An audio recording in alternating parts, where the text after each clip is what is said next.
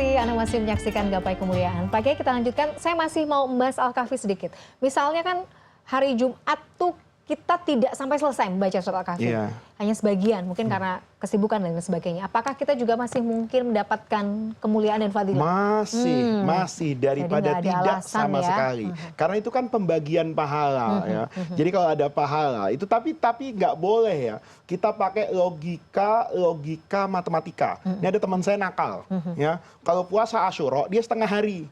Kata dia kan kalau puasa utuh setahun, udahlah saya dapat 6 bulan aja lumayan. Nah, logika kayak gitu tidak bisa. Artinya kenapa demikian? Karena itu kan urusan ukurannya Allah ya. Nah, tapi kalau Mila katakan saya biasa membaca Al-Kahfi, tapi pada satu masa saya karena ada kesibukan mendadak, nggak sempat, saya baca separuhnya. Maka itu tetap dicatat sebagai keutamaan oleh Allah. Asal biasa membaca. Kalau nggak pernah membaca, tahu-tahu bisanya separuh, ya saya tidak bertanggung jawab kan. Karena memang kemudian itu tidak dibiasakan. Tetapi pahalanya satu huruf saja dapat, apalagi setengah surah. Oke, jadi sebenarnya lebih kepada kembali lagi pada diri sendiri, effort lah. Effort. Ya. Dipaksain aja buat baca. Pintu surga itu banyak. Alhamdulillah kalau selesai, enggak juga nggak apa-apa ya Pak Kiai ya. Jadi pintu surga yang ini untuk semua yang full, yang ini mungkin yang separuh. Jadi pintunya separuh gitu ya.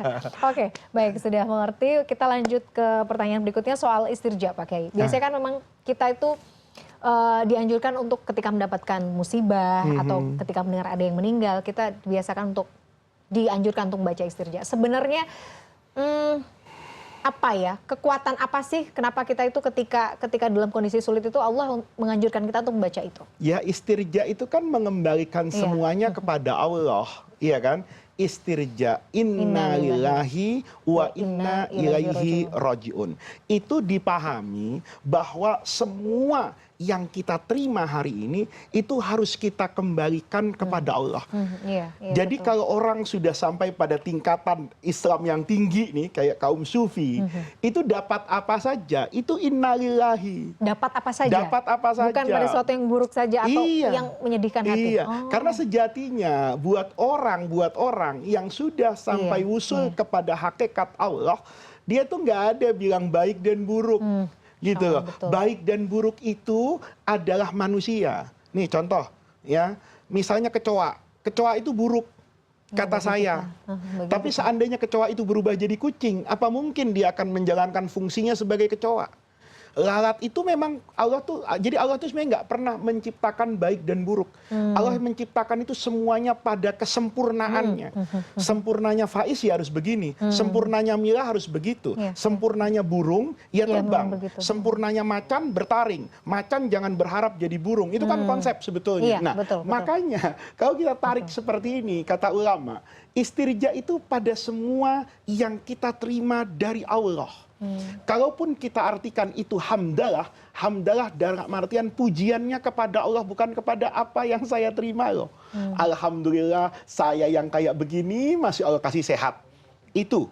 Kalau saya dikasih misalnya jabatan, Faiz jadi presiden. Innalillahi. Kenapa innalillahi? Ya Allah, masuk surganya belakangan saya.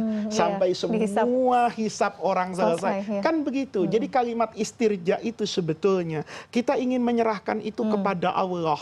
Ya Allah tolong, kalau ini mendatangkan kebaikan, saya serahkan kepadamu. Karena saya ini hanya hamba Allah. Saya tidak menjalankan sesuatu kecuali kalau itu perintah Allah. Saya tidak melakukan sesuatu kalau itu mendapatkan persetujuan Allah.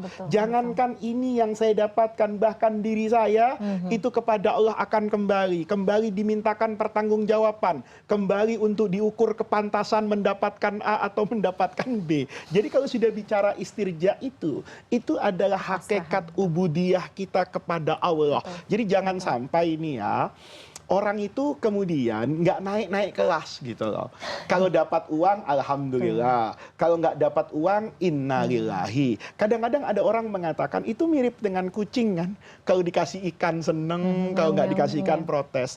Tapi kita tidak pernah tahu bahwa di balik yang terlambat itu, di balik yang sedikit itu, bisa jadi tidak diberinya kita oleh Allah, ketiadaan itu menjadi wujud dalam hidup yang hakiki. hakiki. Maka semuanya innalillahi wa inna ilaihi roji'un. Oke, Masya Allah. Jadi insight baru ya, bahwa tidak semuanya yang mungkin menyedihkan hati atau musibah. Kan dikasih contohnya begitu. Kalau ada orang meninggal, ini kan duka yang paling besar, kehilangan. Maka innalillahi wa inna ilaihi roji'un, karena kehilangan nyawa, kehilangan agama. Aduh. Kehilangan ketaatan kepada Allah, kehilangan cinta kepada sesama, kehilangan rasa kedamaian dalam hidup. Itu kan juga perlu diinnalillahi. Betul. Aduh, Masya Allah. Pak Kiai, menarik sekali pembahasannya. Banyak ilmu yang bisa kita dapat hari ini. Terima kasih ilmunya Pak Kiai, sehat selalu. Jadi bisa senantiasa hadir di Gapai Kemuliaan. Nah pemirsa, usai sudah perjumpaan kita hari ini dalam program Gapai Kemuliaan. Semoga tausiah kali ini bisa menambah hasanah ilmu agama kita, menjadikannya bermanfaat, dan yang paling utama menambah ketaatan dan ketakwaan kita kepada Allah Azza wa Jalla. Saya Mladia Rahma dan juga Kiai Haji Muhammad Faid pamit. Terima kasih atas perhatian Anda. Insya Allah kita akan jumpa lagi pada episode berikutnya.